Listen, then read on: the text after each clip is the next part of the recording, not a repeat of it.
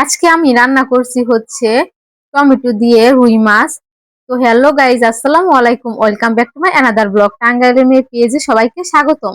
আমি নিয়ে নিছিলাম হচ্ছে বেগুন, আলু আর টমেটো, আর সাথে ছিল ধনিয়া পাতা আর ছিল আদা রসুন বাটা। তো তারপর আমি মাছগুলো ভেজে নিলাম। তো 6 পিস মাছ আমার ভাজা হয়ে গেছে।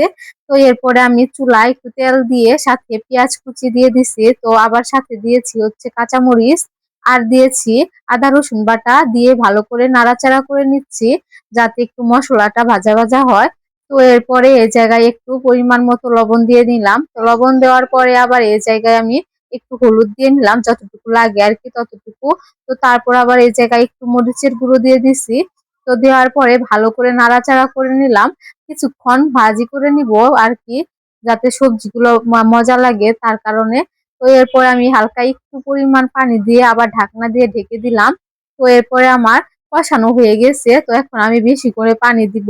তো পানি দেওয়ার পরে আবার এই জায়গায় আমার যে টমেটো কাটা ছিল ওই টমেটো গুলো দিয়ে দিচ্ছি উপর দিয়ে। তো টমেটো দেওয়া শেষে আবার এই জায়গায় আমি আমার যে ধনিয়া পাতা কাটা আছে ধনিয়া পাতা গুলো অ্যাড করে নিলাম।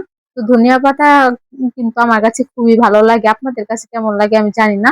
তো এরপর আমি মাছগুলো উপর দিয়ে দিয়ে দিচ্ছিলাম। তো দেওয়ার পরে আর কি এখন আমি ঢাকনা দিয়ে ঢেকে দিব। তো আজকের ভিডিওতে আপনাদের কাছে কেমন লাগলো সবাই কিন্তু কমেন্টে বলবেন, আর বেশি বেশি করে লাইক কমেন্ট শেয়ার করে দিবেন। এটা ছিল আমার তরকারি ফাইনাল লুক। তো দেখা হচ্ছে নতুন কোনো